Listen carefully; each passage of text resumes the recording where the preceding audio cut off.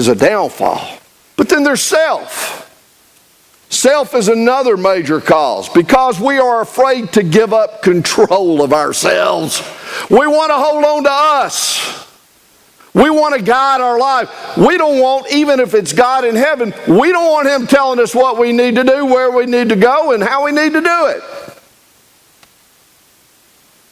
Self. We treasure ourselves. And that leads to disbelief and the refusal to live by faith. Self is a faith killer.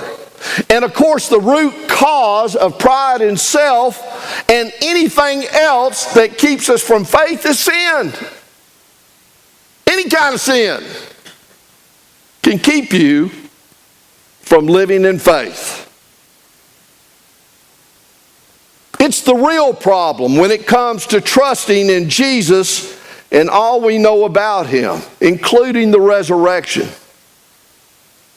2 Corinthians 4:4 puts it this way: in whose case the God of this world has blinded the minds of the unbelieving, that they might not see the light of the gospel, the glory of Christ, who is the image of God.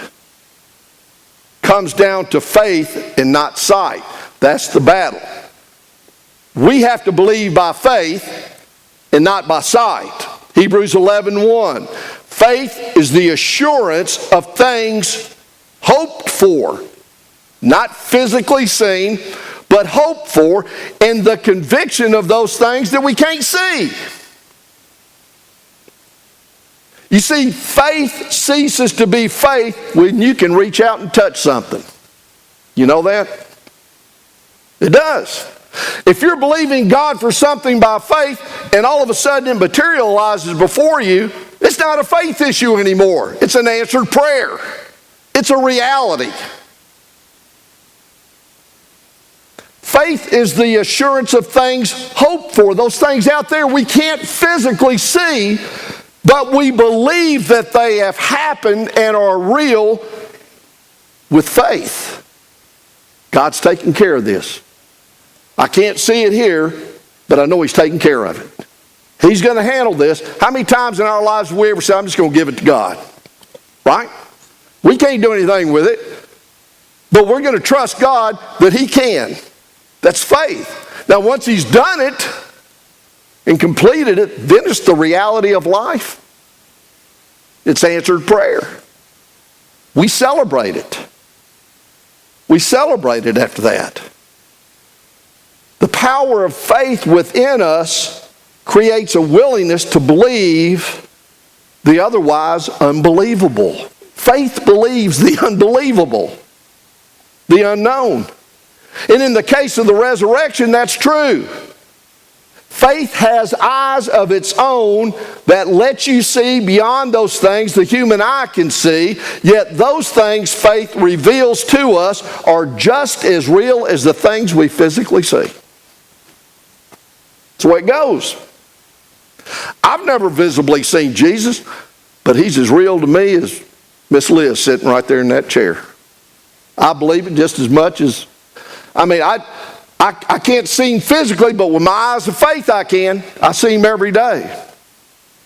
I see Jesus every day. Now there'll come a day when I see Him face to face, and that's when I leave this life and go to heaven, or either Jesus comes back to take me there. Then faith won't be an issue anymore. We will know Him face to face. We can physically see Him. But right now, I see Him by faith. I see Him in all of you. My eye of faith sees Jesus in you. I see Him in myself. I see Him in His beauty in you by faith. We're going to look at a video just really quick, and I'm real proud of this. I hadn't seen it until this week. But the youth put together their own cardboard testimony about believing Jesus and what Jesus has done for them. And when I saw that, I said, man, that's it. That's faith. That's believing. It's where they had something happen in their life, and by faith, they believed Jesus to make it better, and it happened. Right? Just take a quick, this is a couple of minutes, but it's a great video. Kids put it together themselves. I want you to see it. Can we